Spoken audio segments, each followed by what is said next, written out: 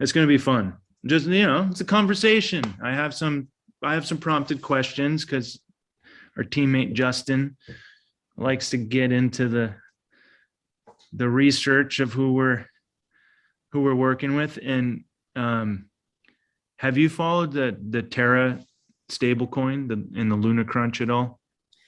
A little bit, but honestly, do you want me to not bring that into the conversation? Or? It's not relevant, I don't think. Okay, that's cool. We got people coming into the room.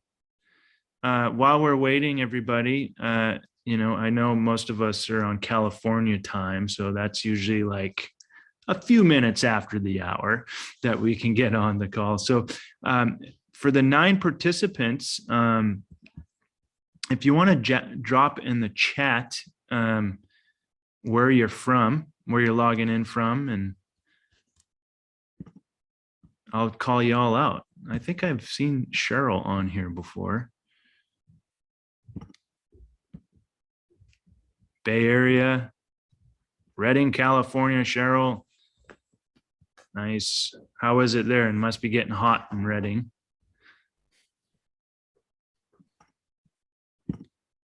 It's beautiful. It's beautiful right now. Good. Yeah.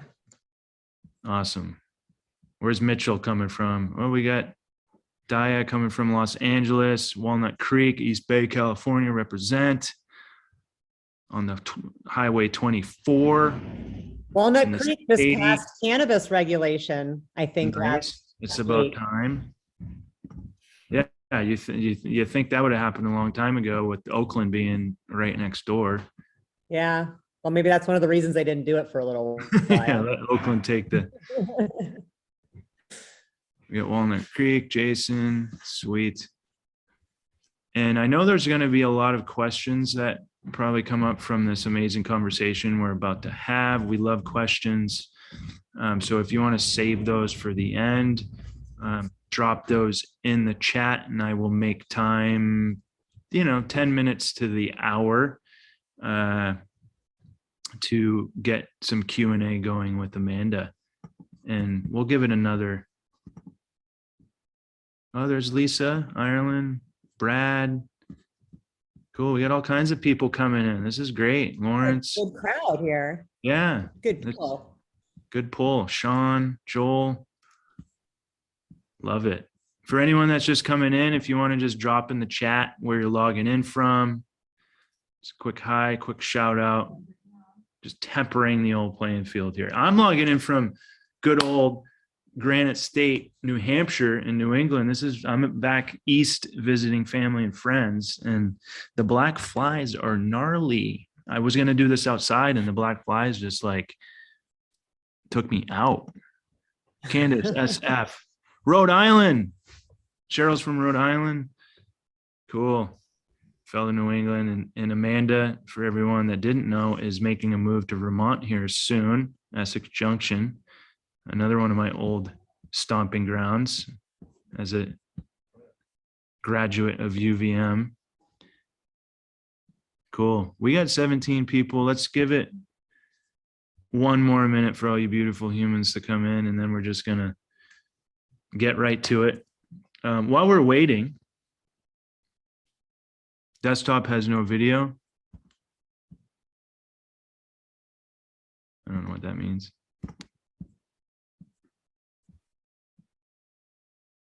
Now known as Oakland. West Hollywood, Brad, cool. So man, it looks like we got most of California covered. Bay Area, Los Angeles, WeHo, East Bay. Awesome. Well, thank you everybody for tuning in on Wednesday here. I'm on the East Coast, Eastern Standard Time, so it's 6 p.m. for me. But that doesn't stop what we're doing. And always like to show appreciation for people that take time out of the day to log in on Zoom and spend some time with me in Medicine Box. And the guest that I have today is Amanda Reiman, formerly of Flowcana and a multitude of other things. You probably know most of her work from Flowcana or the Berkeley Patients Group. The Berkeley Patients Group, is that, correct me if I'm wrong, was that the first dispensary in the United States? So it was opened in 1999. So would say it was among, there were some collectives and other things going on, but it was definitely one of the pioneers of the storefront, one of the very, very first storefronts.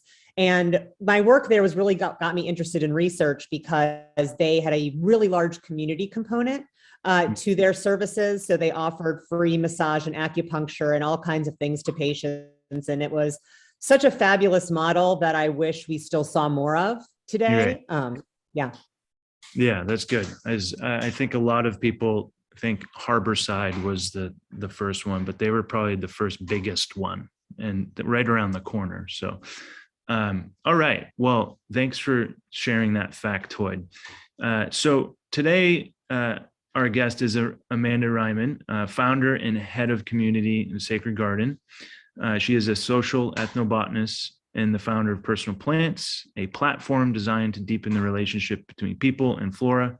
Dr. Reiman is an internationally recognized cannabis expert and public health researcher, dubbed, quote, the brain by LE.com. She is a leader in the field of cannabis as a substitute for alcohol and other substances, a topic that's near and dear to my heart, and has presented her research on cannabis dispensaries and the use of cannabis as a substitute for opiates all over the world, the massive epidemic that we're experiencing with opiates. She taught courses on substance abuse, treatment, and drug policy at UC-Berkeley for over 10 years. She has been quoted in the Huffington Post, New York Times, Washington Post, Forbes, Rolling Stone, and Playboy, heavy hitters on those publications, as well as numerous peer-reviewed academic journals. I would prefer to read the academic journals than the rest of those.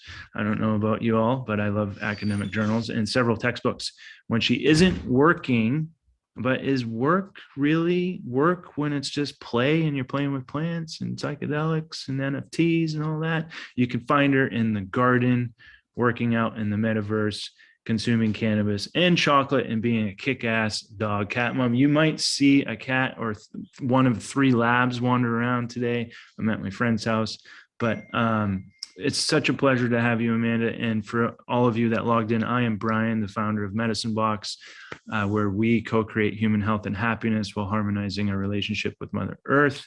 And Amanda and I talked about 5 years ago when she was working with Flocana in the Prop 215 industry. And it's really nice to have you back, Amanda. Thanks for being here. Anything you want to say to the group first before I just kind of start peppering you with some questions that I have? Well, it's great to be here. I am up here in Ukiah, California, in Mendocino County, the famed Emerald Triangle. And it's just great to see so many familiar faces in the audience, people that I've known for decades doing this work. It's a little reunion, which I always enjoy. And there's definitely some camaraderie that comes from folks that really have started in the activism space and that have been begrudgingly dragged into the industry. So it's really great to see those folks here for that conversation. Awesome. And just some housekeeping, everyone. Keep your Zoom muted, and any questions that come up, just drop them in the chat and I'll make time to ask at the end of our discussion. So first, here comes some labs. First of all, congrats on the jump to the East Coast. You're not there yet. But what is bringing you to New England? I'm super curious on that because I'm a New Englander and I grew up in New Hampshire, went to the University of Vermont, and those are my old stomping grounds. And it's really nice to be here right now. So I'm excited for you on that move. Well, thank you. I like adventure. I like to move around. I've been in California 20 years, which is far longer than I've ever lived anywhere. And, to be quite honest, I love it here. I mean, it's beautiful. Like I'm looking out right now at this gorgeous Ukiah Valley, but the climate is changing. And in the last several years, we've seen heat rise. We've seen a large increase in fire. And, I would really like to relocate myself at a time when I'm still young enough to do so and do it well. And to really think about where I want to live that's going to be really hospitable for the next 20, 30 years. So to be honest, I've never even been to the state of Vermont. My partner went to Dartmouth. He's familiar with the region. And I grew up in the Midwest in Chicago, so I understand what harsh winters are like. And I was looking for some place that had legal cannabis, progressive politics, and beautiful nature, and good climate. And Vermont pretty much hit all those. So that's where we're going. And maple syrup and Cabot Maple cheese. syrup and cheese and Ben and Jerry's and Lake Champlain chocolate. Berries, Like, yeah. Lake Champlain, the band Fish, if you've ever heard of them. I used to tour around with them in the 90s. What else? Ralph Nader, you got Bernie Sanders. It's a really interesting state. And we're going to talk about the word nexus, but it is like a nice nexus in New England. You can get to New Hampshire, you can get to Maine, you can go up to Canada. Montreal's 2.5 hours away. So I'm excited for you to make it over the Green Mountain State. So tell us about how you settled into your current role as a social ethnobotanist. And if for anyone that doesn't know what a social ethnobotanist is, we can talk a little high level on that. And when did medicinal plants pique your interest? That's always just, I'm sure everyone, all 23 people here have a story about when medicinal plants piqued their interest, but we, want to focus on you today. Thanks. Sure. So, I became a semi-regular cannabis consumer in my late teens, early 20s, not unlike a lot of other people. I immediately felt a kinship with the plant. I am not a big substance user. I've tried a lot of different substances, but cannabis was something I always came back to. I wasn't even that interested in alcohol or caffeine or nicotine. It was really cannabis. Of course, I lived in the 90s in Chicago, very, very illegal, and no internet. So really no way to connect with other people that also love the plant. It was very, clandestine. It was very underground. So I bought a lot of books, Ed Rosenthal's books and other people's books about growing. I spent about 2 years trying to grow cannabis in my tiny apartment in Chicago. I didn't have enough money to afford a good light. So I spent a lot of time covering refrigerator boxes with aluminum foil and getting lights from Ace Hardware and trying to create enough intensity inside that box to grow my plant above this tall. Was never able to do it. And then I asked for a higher pressure sodium lamp for Hanukkah, and I got it. And so I hung that in my closet and I was able to grow my actual first cannabis plant.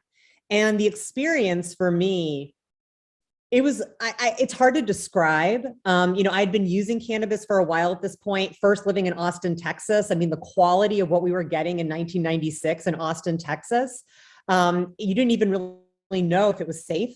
The rigmarole that I had to go through to obtain cannabis in Chicago at that time with a pager, not even a cell phone. Y'all remember those days? It was very difficult. I always was concerned about what was going to happen to me. Now, I'm a white lady, so my risk was much less than others, but it was still a risk.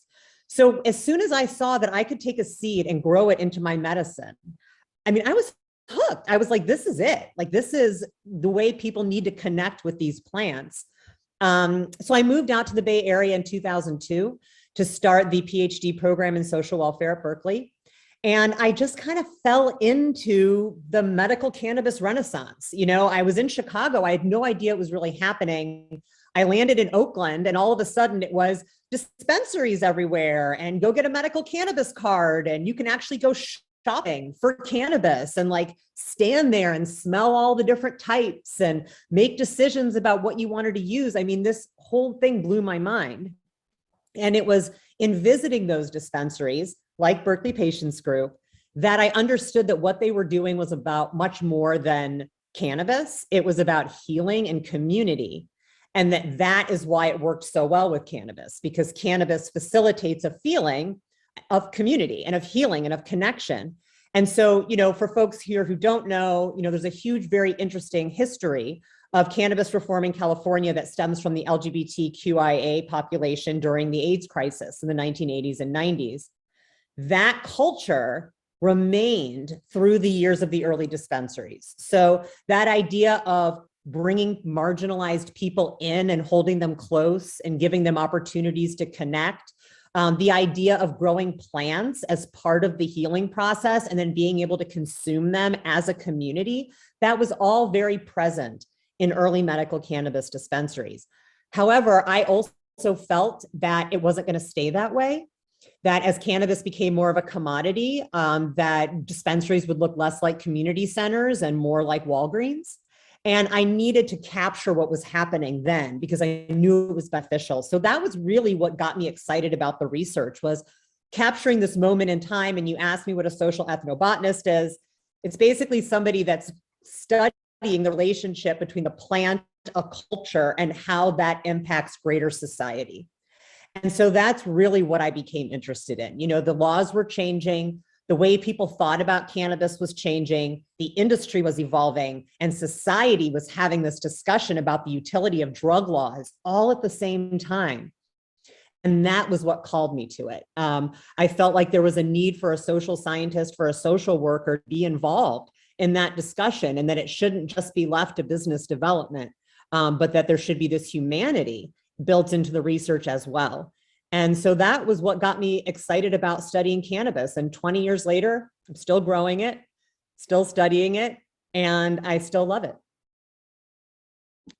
It certainly is one of the trees of life, isn't it? It just, more will be revealed. It just keeps continuing to surprise us at every corner and turn. And thanks for giving that breakdown, Amanda.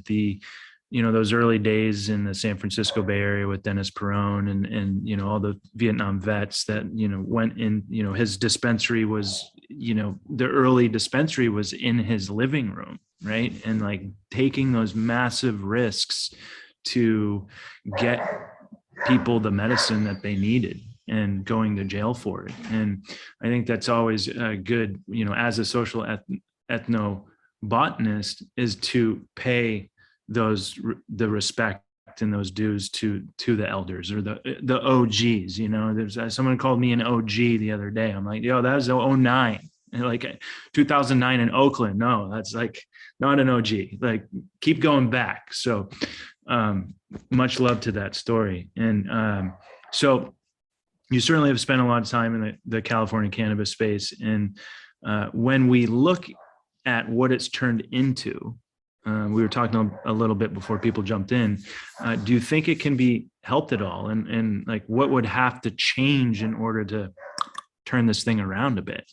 Well, you know what? If I'm being completely honest, what would have to change is you have to go back to 1997 and do what we were supposed to do, which is to create some kind of framework for regulation back then, and not over 20 years later when we have people that have been operating with businesses in a gray market for 20 years. And now we're trying to get them to jump through all kinds of crazy California style regulatory hoops. I mean, that was really the problem. And I think that, people see Prop 64 as the tip of the iceberg. That's what was public. That's what was above the water. But the reality is that iceberg started forming in 1997. The legislature was directed in California to create a regulatory system for the state so that the businesses could be protected. I mean, Berkeley Patients Group got shut down by Melinda Haig, US District Attorney, because they didn't have a state license. They had a license from the city of Berkeley to operate, but that didn't protect them in any way.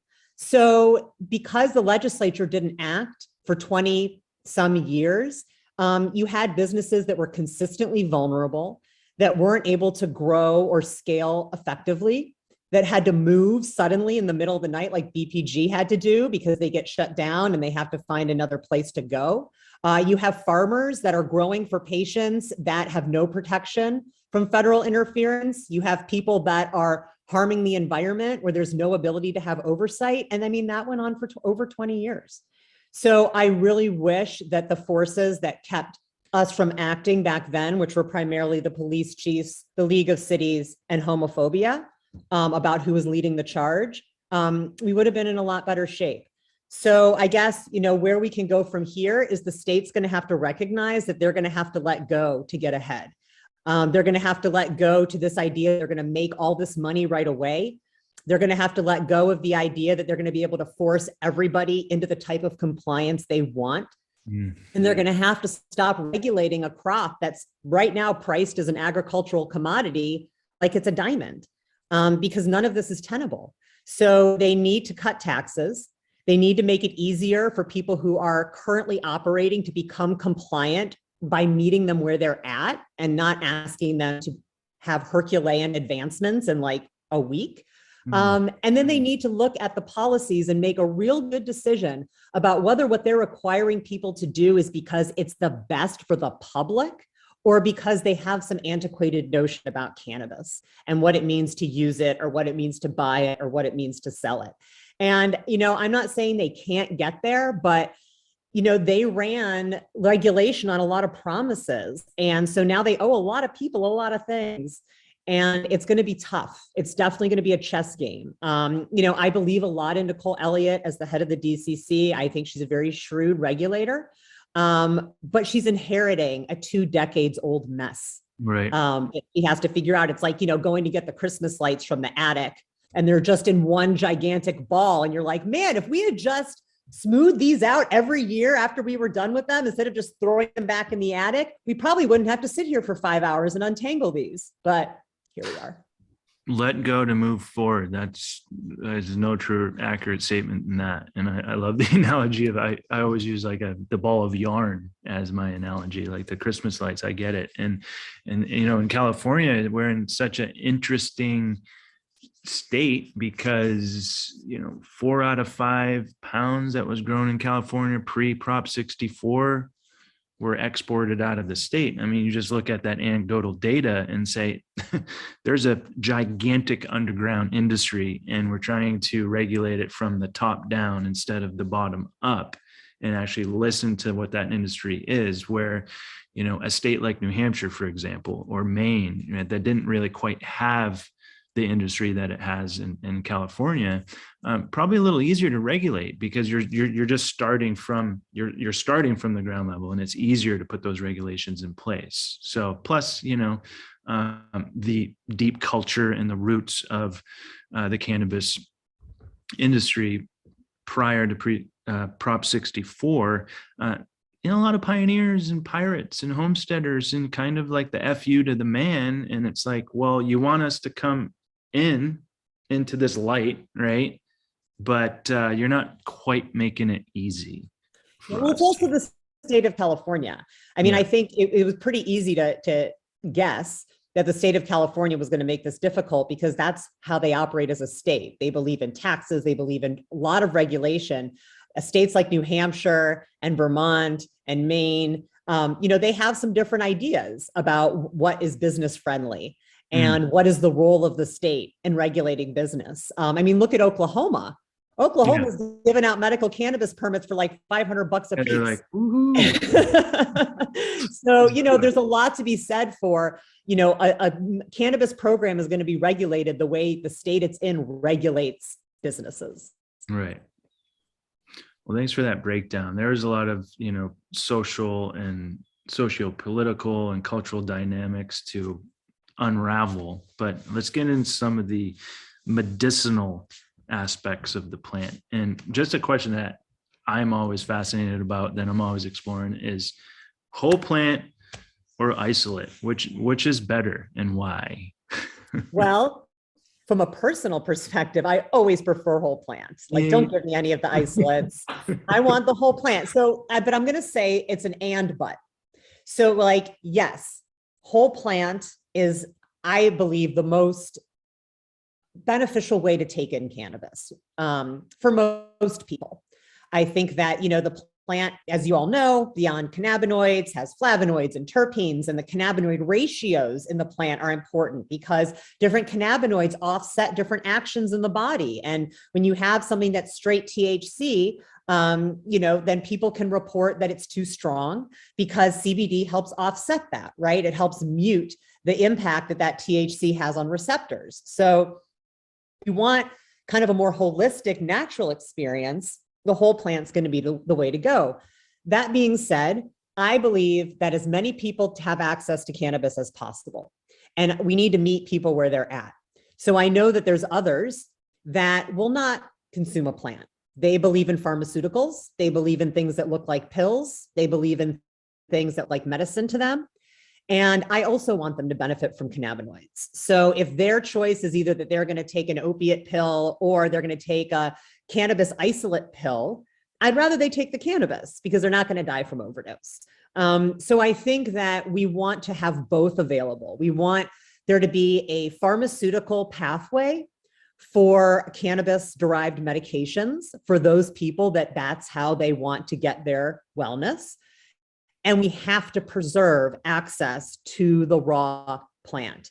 And I think where the tension arises with cannabis, and we see this with like laws against home grow, is that like the pharmaceutical companies, cannabis companies that make consumer packaged goods primarily do not want people to grow their own cannabis. They do not want people to have access to the raw plant because they believe it cuts into their market share, which is silly. Whole Foods does not protest farmers markets. But I think that what we have to do is like not give up one to save the other. We have to demand that both can exist. So I think personally, I would recommend whole plant. However, I think the isolate market needs to exist so that everyone possible, as many people as possible, feel like there's a cannabinoid derived product that suits their needs. Right. So, somewhat on the premise of that all recreational use is still getting a medical benefit. Right? Well, it's interesting that you talk about that. This is something I've been thinking about a lot, about what is medical. I'm actually writing a paper right now, journal, for the International Journal of Drug Policy about public health paternalism as it appears in the formation of a medical cannabis patient identity. And this has to do with the arbitrary conditions, the list of conditions that are in different states. But I think that most use is both. And I think people use cannabis for both purposes, depending on where they are and what they're looking to do and what they're looking to accomplish. My day job is very happily with New Frontier Data, and we have a consumer survey that we just completed. I think they just actually did a webinar on it earlier today. And usually people will ask, are you a medical consumer or are you a recreational consumer? But what we did is we allowed people to choose only medical, mostly recreational, or only recreational. And as you could guess, most people are both. Most people use cannabis for both what they consider medical purposes, but also what they consider recreational purposes. The top two reasons people use cannabis are relaxation and pain. That's it. That's what I always say: relaxation, pain, sleep, self-perceived anxiety, kind of all in that. Yep. Nexus. We're going to use that term nexus a lot because we're leading up to the big nexus here. Yeah, just a funny story. The other day, I'm doing some due diligence with a CBD manufacturer and with a gummy, and he sent a box of samples to me, and he's like, you try the 30 milligram full spectrum CBD gummy. And all I wanted to test out, Amanda, was the mouthfeel, the flavor, the bite, all the factors that a consumer looks into, not really the effect, because I have the formulation that's going to go into that effect. It was 28 milligrams of full spectrum CBD with 2 milligrams of THC. I think it's by, 4 gram by volume. So it met the 0.3% standard. So I eat that thing. I'm like, maybe I should not only just eat half. And I ate the whole thing. 1 hour later, completely floored because it was mislabeled. And I'm like, this is not a whole plant effect. I know the difference. Very much cerebral, in the head, unraveling the Christmas lights in the attic. And I'm like, I'm texting the guy. I'm like, that was 30 milligrams of, had to be straight distillate THC, because I went on a ride for like 10 hours. Not fun.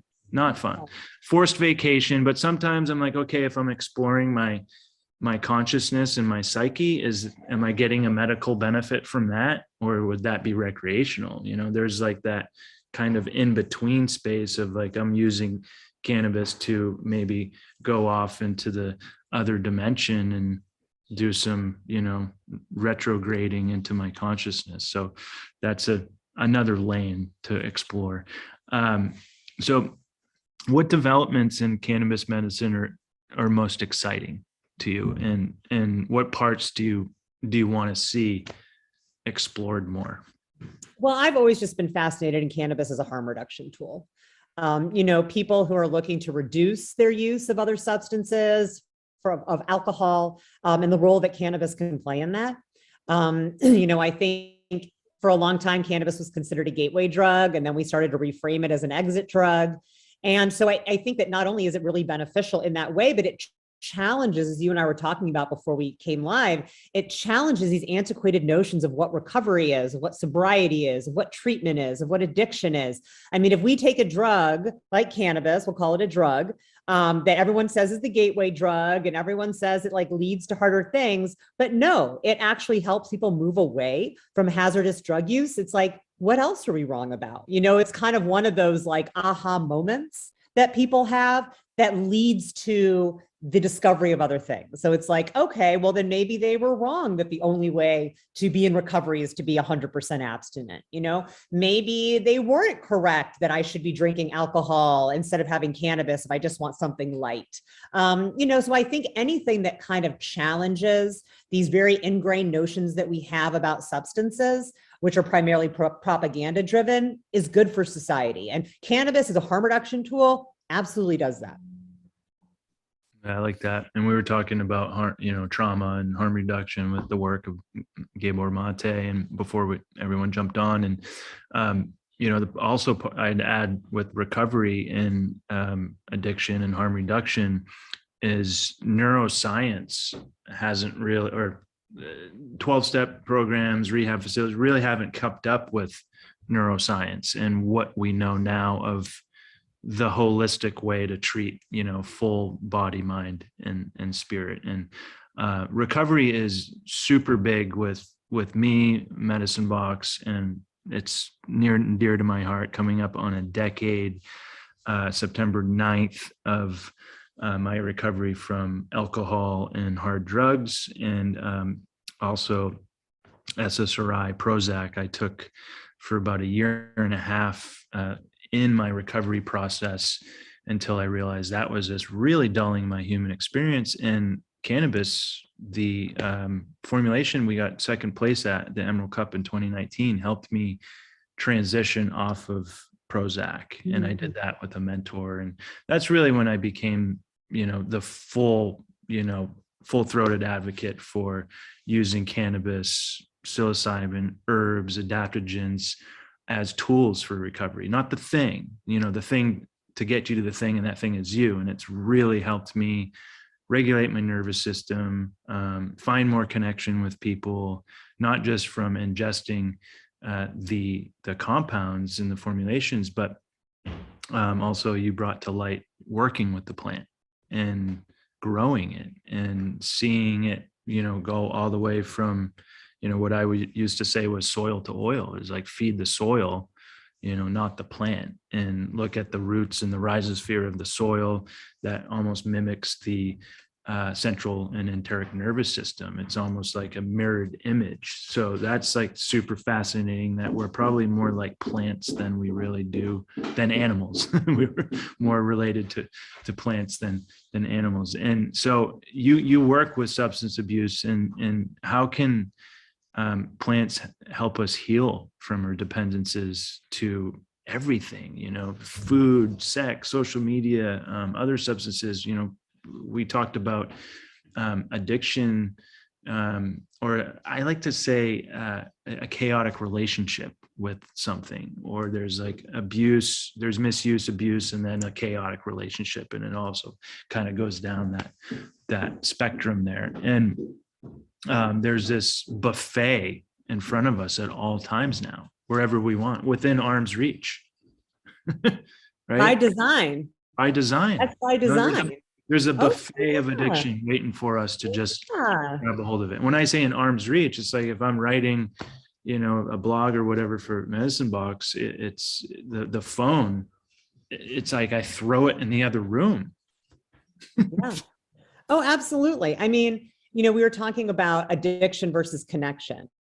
And even though, a lot of these things like our phones and our social media and substances outside of cannabis and alcohol are framed to us and sold to us as tools of connection, they're really the opposite, right? They're really the opposite. They make it harder for us to really connect. They give us a false sense of connection. They feed our need for approval through their mechanisms that just make us feel like we're connected to people when we're not really connected to people. And it also is hard for us to live in the moment. We're constantly looking at what other people are doing. We're constantly thinking about how that relates to our past, how that might relate to our future. And so one of the things about working with plants and growing plants is that, one, it's real connection. So when you're working with that plant, you do feel a connection to that plant. Plants exhibit energy, you exhibit energy. Those energies are commingling as you're working together with the plant. You're noticing the plant. You're noticing it in the present. So you're going out there and you're noticing a new leaf, or you're noticing a bug bite, or you're noticing a bloom. And that anchors you. It brings you into the present moment. Plants teach you patience. Plants do not grow overnight. When you want to grow cannabis, I mean, I haven't even germinated my seeds yet because it's still pretty cold here at night, but I'll be planting my cannabis in June. That cannabis is not going to be inside of my body until October. And between June and October, I'm going to get to witness that plant grow and evolve and change and mature. And so when October comes and it's finally time for me to take her down and work on the drying and the curing, and that's another, month's worth of work. It's this amazing experience when you consume that plant. It is 100 times different than any time I ever go into a dispensary and buy cannabis and go home and consume it. Even when it's great, even when it's grown by amazing people, when I'm consuming something that I have nurtured from seed, it's a whole different experience. And so I think that if we can encourage people to kind of look at growing plants as an antidote to mindless consumption, which is what we're pretty much pushed towards in every other aspect of our life, it's a way to at least bring some presence and slowness to what we're doing. That's just a little bit of a respite. I mean, go back inside and get back on the computer and get back on social media and all of that, but just take some time. And, I would say, even if you don't grow plants, just go be near a plant, right? Like, go outside and find a plant and just look at it, like really look at it, look at it closely, notice its leaf structure. If it has any blooms, notice if it has a fragrance, notice if there's any bugs on it and what kind of bugs, notice what plants are growing near it. I mean, all of these mindfulness activities will reduce stress. They alleviate depression. So you don't even have to consume it. And you don't even have to. You can literally just be near a plant and take the time to appreciate a plant and get mental health benefits. I agree on that. And I like mindless consumption. At Medicine Box, we're all about mindful consumption and mindfully growing plants and mindfully innovating. And part of my morning process when I'm at my house in Tahoe is waking up and I play with my plants. I'm like, oh, there's a new leaf on the pothos. I have south-facing home. I have, just plants everywhere. I'm like making cuttings. Probably in my kitchen sink is just like all cuttings. And today I was, being a little neurotic. I'm like texting my housemate and my friend, double team and make sure you get the water on the plants. Like, just give them a little bit of a drink.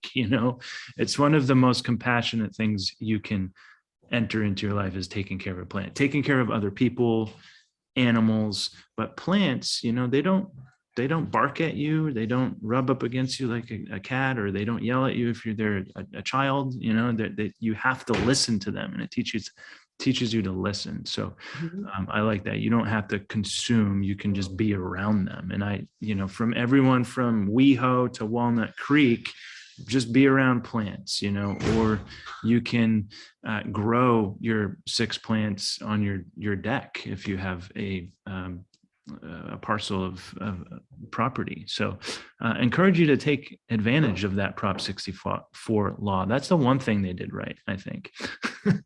So there's this big move around bringing mushrooms and herbs together. We do that at Medicine Box. We love formulating with adaptogens, botanicals, cannabis, hemp compounds, and a nice psilocybin microdose product that's been in development. And how long can this last before deeper controls are placed upon it by the powers to be? Well, that's already starting. It's already starting. So you have very well-funded companies that are creating biopharma, psychedelic entities. Because these substances, you actually have an easier time doing some research and development on these substances than you do on cannabis, because cannabis is so restrictive in terms of like federal access. Development on like the kind of isolate side is really fast with psychedelics. And you have a lot of companies that are really pushing ahead. Now, again, medical use. I totally want people to have access. If a psilocybin extract is what is really going to help someone who's going through therapy and is using it medicinally, I want them to have it. But again, we have to protect our right to grow our own plants, to eat them in the raw form. So I would say we're already in that fight. And so we have to really pay attention to what laws are getting passed and what that means for the ability for individuals to personally cultivate. So, we wouldn't want to see psychedelic reform that said there was no home cultivation of any of these plants. Now, of course, peyote I feel differently about, and we can talk a bit about that, but I do not think peyote should be included for either cultivation purposes or consumption purposes, because it is very endangered and we really need to preserve it for the indigenous communities that rely on it for part of their cultural, medicine. However, I think when it comes to plants, other plants, we should all just be able to grow whatever plant we want and put it in our mouth. That needs to stay. That needs to be. We cannot support something that would take that right away. That's something we have to preserve. So I would say that, we have to pay attention to who's starting to develop these psychedelic companies, how they're lobbying for laws, just like we see the big cannabis companies lobbying against home grow. Is our big psychedelic companies going to start lobbying against growing your own mushrooms, social sharing, the ability of churches to congregate for ceremony? These are the things we really need to be paying attention to. And so I would, encourage folks to get involved in, if there's psychedelic reform going on in your community, just like in the early cannabis days, when we would show up to city council meetings and we'd be like, no, we have to be able to grow our own. It's really important. We need to be doing that now, because I think before we know it, we're going to see a huge shift in psychedelic policy, and it may not be what we want if the only people in the room are these large corporations. It's happening fast and way faster than I'm comfortable with, and maybe you are too. I mean, it just all of a sudden just took off like a rocket ship, and during COVID, and it was like this interesting transition of Prop 64 kind of starting to get top heavy and crumble, and then here comes the psychedelic renaissance. The thing about the psychedelics, though, that's different than cannabis reform, which I think is really important for us to consider, is that a large part of cannabis legalization is not about regulation. It's not about creating an industry. It's about ending prohibition, because people go to jail for cannabis. And when they go to jail for cannabis, their lives are pretty much ruined, because we all know the collateral sanctions for having a drug felony include no college, no housing, no adoption, no professional licensure, in some places, no voting. I mean, it's something that follows you forever. So there is a reason to accept less than perfect regulations for cannabis, because we do not want people to go to jail, and we want people to be able to get their records expunged, and we do not want these things to follow people around. So I think there is a bigger trade-off with cannabis. With psychedelics, I'm not saying there's no criminal justice implications. People absolutely go to jail for psychedelics, but not on the level of cannabis. We do not see thousands of mushroom consumers being arrested for possession and going to jail. And so I think that it's kind of a little bit of a different story. It's like, all right, if psychedelics remained prohibited because we didn't like what regulation looked like, what is the criminal justice risk there? And is it the same as cannabis? It's not. I'm not saying it's not there, but it's a bit of a different conversation when you're not focused on trying to prevent so many people from criminal justice involvement as happens with cannabis. Thank you so much for reframing that, because there's always good things that do come out of this. And that's a big one with cannabis, with the tens of thousands of people that are still in prison for minor infractions, while we're out here growing our 6 plants or 100 plants or our garage or what have you. So keep up that good fight. So the next 16, 20 minutes, I want to get into my personal plants and, the work that you're doing and with NFTs and Sacred Garden collection. Tell us about the story of my personal plants and who are you bringing these plants to? How can they help the people who grow them, whether or not they ever even consume them? And you kind of talked a little bit about that, but. Yeah, well, I decided to start personal plants because I felt like even though there was a ton of information out there on how to grow cannabis and other sacred plants, that it was still really much geared towards a certain group of people, which were primarily male, primarily young, and primarily people that wanted to grow a lot. And what I was finding is that more women, older people, people that wanted to grow just one or two plants, people that were very intimidated by some of the home grow community forums where they felt like it was way above their knowledge level, even to just enter in and have a conversation, were looking for something different.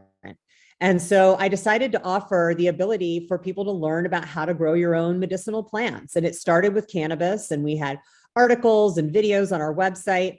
And then I started to think about other sacred plants. And I was very fortunate to be connected by David Bronner to Bob Otis, who co-founded Chacruna, which is an amazing, amazing psychedelic plant organization, if you don't know about them. And he runs the Sacred Garden Community Church in Oakland.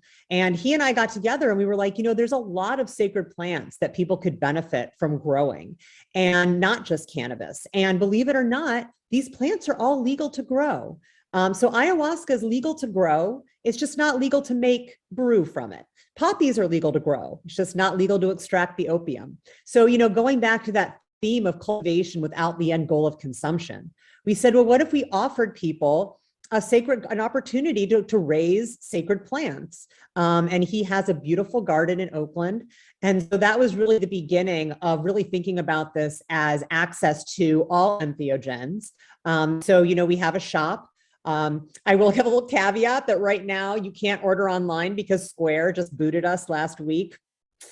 Fun with payment processing. They're booting a lot of people right now in Shopify and even the CBD. Yep. So that was one of the reasons actually that we decided to do something in Web3, because Web3 and the kind of NFT space, the crypto space, allows us to work in commerce and community in a decentralized way where there are no gatekeepers. So there isn't a Square telling you that you can't accept money. There isn't a Shopify telling you that you can't be commerce. There isn't a Wells Fargo telling you that you have no way to exchange currency. And so for people that are in marginalized industries like sacred plants, like sex work, also a real big user of cryptocurrency and blockchain technology because of, again, payment processing issues. I think that this is a really interesting technology, and it's a really interesting way to build community that is marginalized and stigmatized in a way that feels safe to them, because there are not gatekeepers like Facebook or Instagram watching what they're doing, getting ready to pounce, which we all feel, right? I mean, I can't advertise on any of my social media platforms. And so, going into the Web3 space allows a more personalized touch to the community without having to worry about, like I said, the gatekeepers. Yeah, those pesky gatekeepers, the evil forces lurking out there when just when you get it, pushed forward and you're like, okay, cool, system in place, boom, we're going through switching over a payment processor to a third party, the high risk payment processor on our Shopify. And it's like, just the admin process alone is just crazy. It's so much to fill out. So, but it's better than Square. So we talked a lot about the psychedelic industry starting to take shape and the lessons that we could learn from cannabis. You actually already touched on a little bit about that. But putting on your social ethnobotany hat, how does cannabis and psychedelics interact with each other in society? And what greater role, capital letters like could they play as their use becomes more normalized? Well, that's a really good question. I mean, cannabis and psychedelics, even though they're both, we would consider entheogens, kind of soul healing plants, they're very different in how people use them. So, cannabis is something that most regular consumers consume several times a day. It's something that most regular consumers will consume and still go about their business and drive their cars and go to work and do their exercise. And, it becomes kind of a regular time in their life. And I would say the same is probably true for microdosing because it's not a perceptive level. However, when you're getting into perceptible levels of hallucinogens, it's not, I'm going to eat 3 grams of mushrooms and then go to work. It's a process, it's a ceremony. And so I think that cannabis maybe can learn something from psychedelics, because I think because we do consume cannabis so regularly, there is that risk of mindless consumption, right? There is that risk of oh my God, I smoked 5 bowls while I was sitting here and I didn't even notice because I smoked so much weed that 5 bowls is nothing. And all of a sudden it's man, I'm going through a lot of weed here. I think hallucinogens and psychedelics teach us about how to slow down and be careful and mindful with our plant consumption. You know what I mean? Yeah. So I think that they are both in society to help us heal. I think they're here to teach us. I think they're here to really get us to listen to the earth, which we are not doing a very good job of doing. But you can't use hallucinogens and cannabis in the same way for the most part. So I think they have a lot to teach each other. I think the integration of microdosing is something psychedelics can learn from cannabis, which is that people can take a small amount of this plant medicine and see an immense improvement in their life on a regular basis and avoid a lot of other pharmaceuticals they may have to take.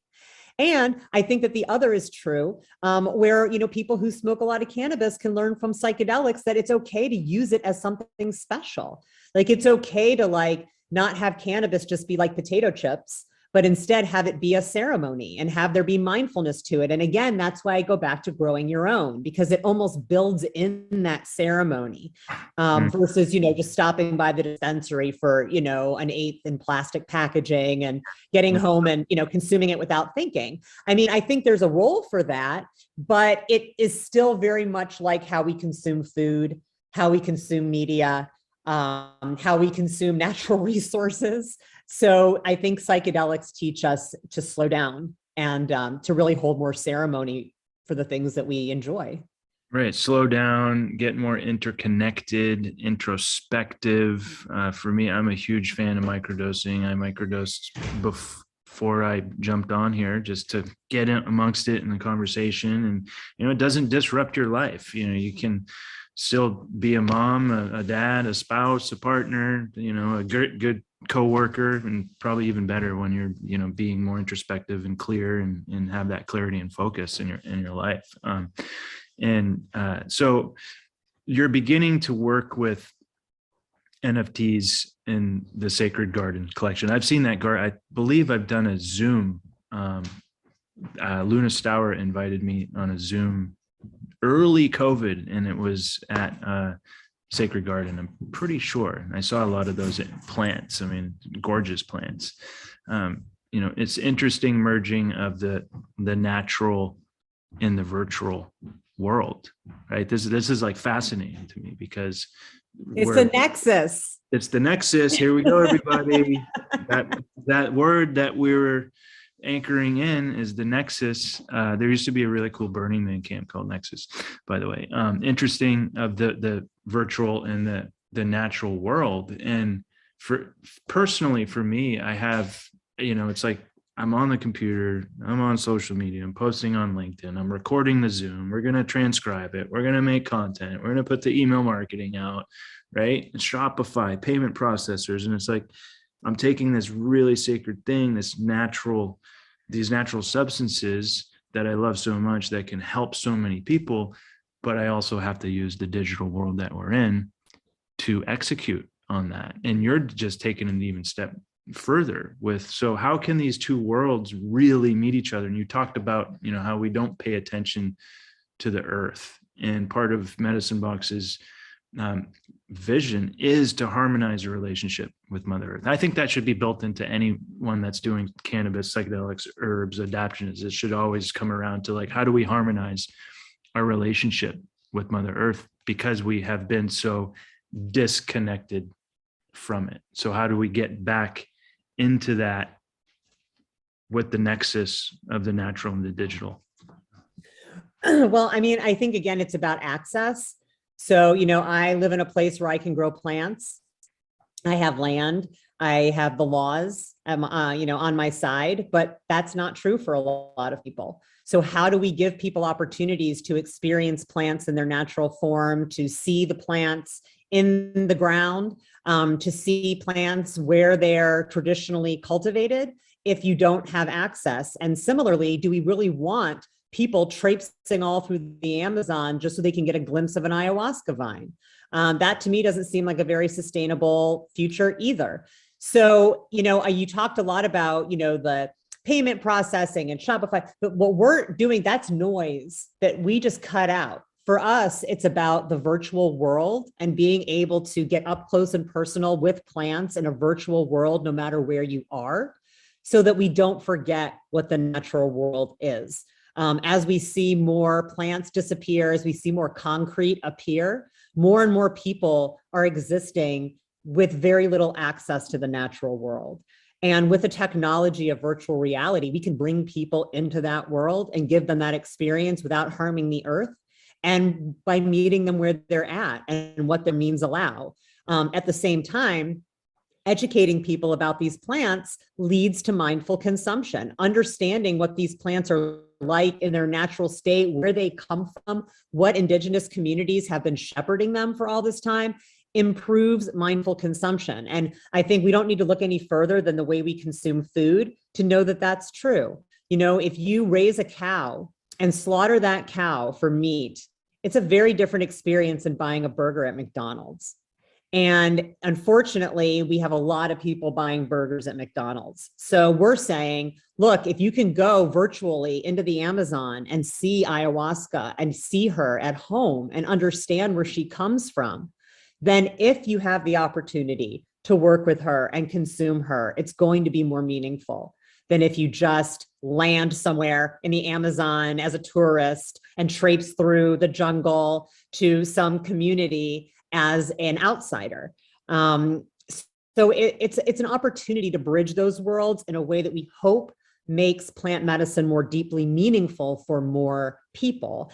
And the NFT is simply the membership token. So the NFT is simply your ability to access our plants, our content, events that we might hold. So, it really just serves as kind of your ticket that is confirmed to be owned by you on the blockchain.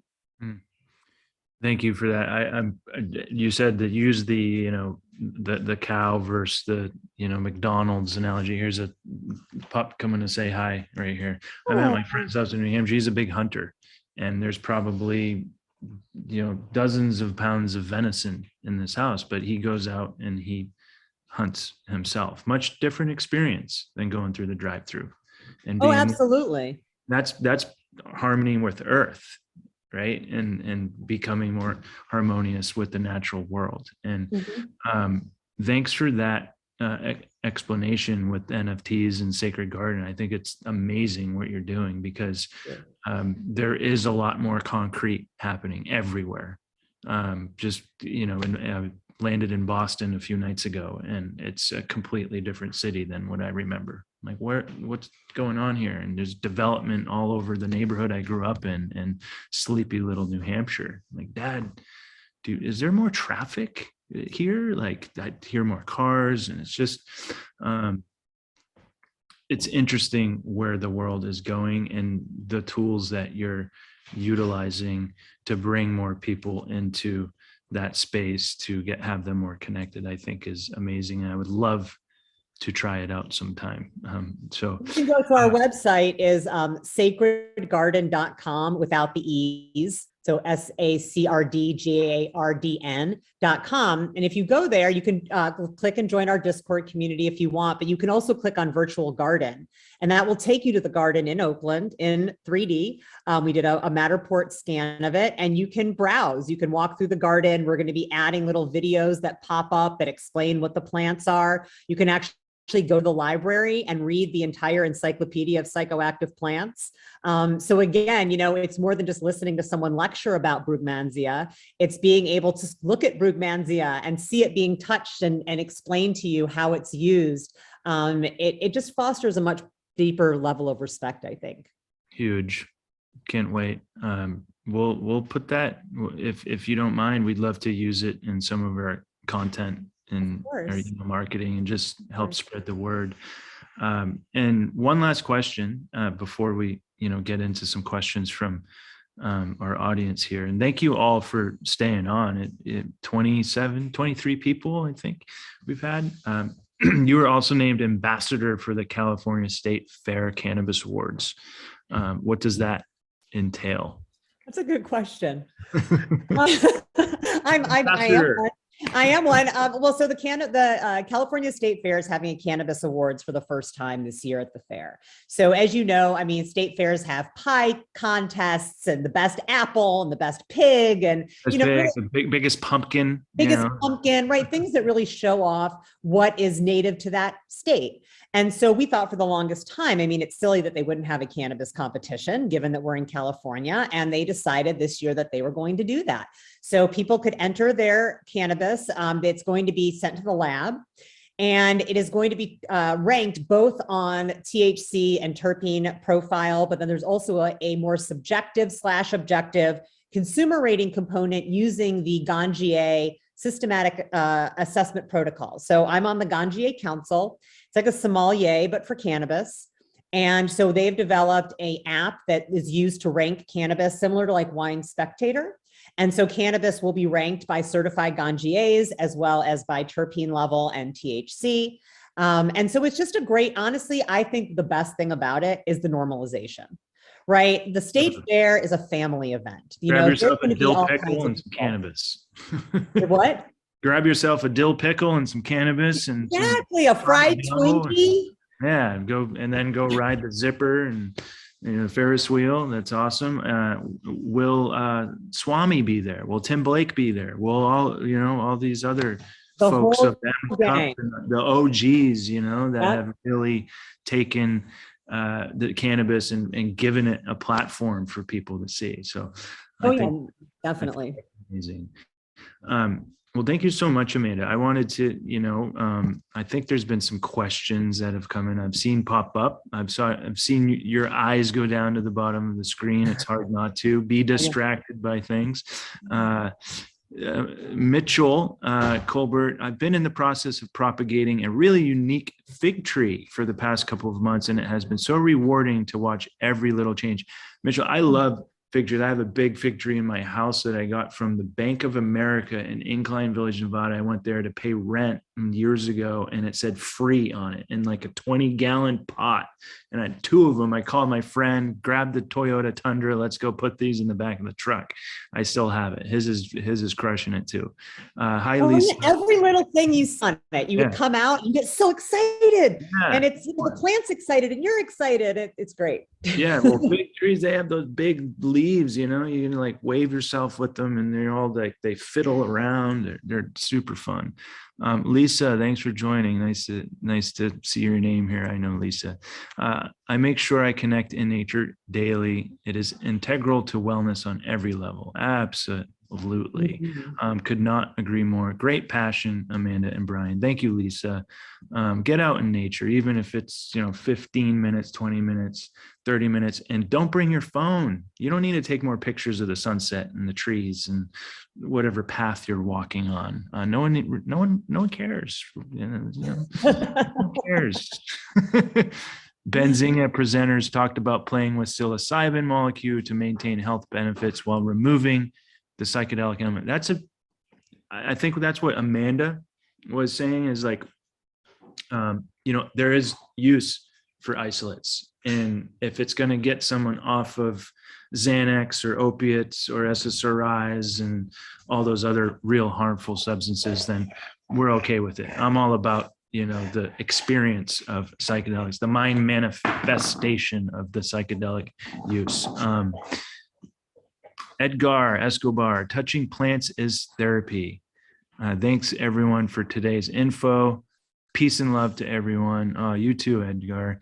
Feel free to reach out. I'm a licensed social equity manufacturer and distro in Los Angeles, California, focusing on manufacturing medicinal type products and THC, CBD, kratom, psilocybin. Thank you. Elena, you want to grab Edgar's contact there? We'll send Edgar something. Great thinking as always. I do. That must be goodbye. Great job today from Brad, heading outside to talk to some plants now. Nice message. Thanks, Amanda, for getting that. It sounds like you pushed everyone. I'm going to go over to, there's a lake, like just. We're all going outside after this. We're all going out. And Justin, team member at Medicine Box. Justin, I would like to say thank you to Justin and Atlanta on here helping me out. Justin came up with a lot of those questions. Amanda, I don't know if you've ever met Justin. He writes for Lucid News. He does a lot of our copy. Just a fantastic guy. Love him. I'm not sure if this was addressed, but how has the recent turbulence in the crypto world affected the sacred garden community or the plant flora mint? We talked a little bit about that before you got on, Justin. Justin's. It hasn't. It hasn't. I mean, the crypto market is volatile because it's volatile, because it's new and there's really not a lot of guardrails on it. So it will continue to be volatile. When we get ready to drop our NFT, we'll be really mindful of what the Ethereum to dollar conversion rate is at the moment. We do work with an organization called Offsetra so that our project is carbon negative. We offset any carbon that our Ethereum gas is using, and then we also use that to plant trees in the Amazon, making it a carbon negative project. But it's very much like early cannabis. I know we've talked about that before, but in the early days of cannabis, it was very speculative. It was very high risk. There really weren't any rules. People were kind of making them up as they went along. We were never really sure if what we were doing was legal, but we asked forgiveness, not permission. And you had a feeling that at any minute it could all just go away. And I think that the crypto NFT space is actually pretty similar to that right now, which is why those of us from early cannabis maybe feel very at home there. But like any volatile market, don't put in more than you can afford to lose. And if you're risk adverse, then wait till it's not as risky, just like cannabis, although cannabis is still pretty risky. It is. It always has been. It might always may be for a little while there too. Thanks for addressing that. I know that was talked amongst the three of us at Medicine Box today in a text message. Cheryl, we've operated in the legacy market for 16 years in California. Way to go. We're going through the licensing process in Shasta County. Nice work. We're 100% hydroponic from seed to flower. We have a socially, environmentally, and ethically responsible approach. You are in the right group, Cheryl. Keep doing what you're doing. Yes. Doing the right thing is doing the right thing, and it usually works a little bit slower. So coming from someone that's founded a brand, we've been around for 6 years, and always trying to do the right thing and be as ethical and socially, environmentally responsible as possible. Brad Lim, Thailand, to give away 1 million free cannabis plants for home cultivation. Did I read that right? 1 million? That is correct. 1 million cannabis plants. 1 million cannabis plants. So, That's Thailand is allowing home cultivation, and they have the right idea. See, this is what we should be doing. We should just be empowering people to grow their own. And if for whatever reason they cannot, give them alternatives, but maybe even social sharing should be primary. The collective model back in WHAM days in Santa Cruz and Valerie Corral, like that model worked really well for the members of the collective. Right. And so I think that there's other models besides this kind of capitalist model, like collectives and cooperatives and, kind of social sharing and farmers markets that we really need to be leaning on. Because honestly, that again, I go back to that's the best way to honor the plant. Right. Little joke here, but that's spreading the seed, right? It's like, get it out there. It's kind of like the old OGs in the 70s that went around the equator to surf, and all those old school surfers, they bring back the seeds and they just be like, okay, from BC to San Diego, here you go. Right. And like now we got all the crazy different strains and names, but it probably started with just a few risky endeavors. And Justin, again, give us some ideas of the more obscure entheogenic plants you're putting out as NFTs that people don't know about that you'd like to let others know about? Sure. So, we've got cannabis and we've got poppy, and we've got, salvia, which I think is fairly well known. Ayahuasca, also fairly well known. But then there's chacruna and datura, canna, and then plants that people don't even really know are entheogens, like passion flower, ice plant, and morning glories. So, one of the cool things about entheogens is, there's the ones that you like, or, oh yeah, ayahuasca. Yeah, like I know that, but, we see morning glories growing everywhere. And, if you go to the central coast in California, ice plants are literally dripping off the side of the cliffs. And passion flowers grow everywhere here. I mean, you can buy those at Lowe's. Oh, and wachuma. So we do cacti as well. I think that it's interesting that, there's some that people absolutely think of first, and then there's some that people have never heard of. And then there's some people have heard of, but have no idea that they're entheogens. Ice plants, love ice plants. See them in Tahoe, and they should be sprouting up anytime now. Well, we just got like a couple feet in Tahoe. It just keeps snowing. It's great. We love it. Snow more, snow to June. I don't care, dampen down this fire season, fill the lake up. But that is all the time we have for today. I know we could just keep going and going and going, Amanda. Thank you all for joining. I wanted to let everyone know, Alana in the chat, she dropped the Sacred Garden site on there. Please, everyone, go over, check that out. You know how to reach us over at Medicine Box, Brian at medicinebox.green. And as I was talking about psilocybin and cannabis with Amanda, y'all can check out our Shopify site, and Shopify and payment processors, but trymindsi.com. That's a new product that we came up with the last 3 months.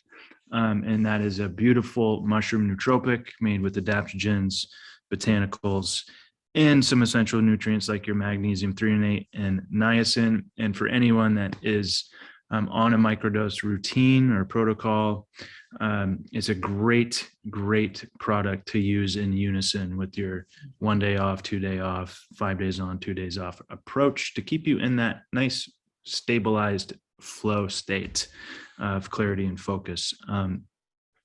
So Amanda, thank you for joining today with all your wisdom around cannabis and social ethnobotany. I wish you great success with sacred plants and all the work that you're doing. When you're in Vermont, if you need any connections or places to go, I have a lot of friends that still live there and know a lot of good people and good hikes and restaurants and things like that. So reach out anytime and hope to do this again soon. Absolutely. Thank you so much for having me. Thanks for joining, everyone. Thank you. Bye.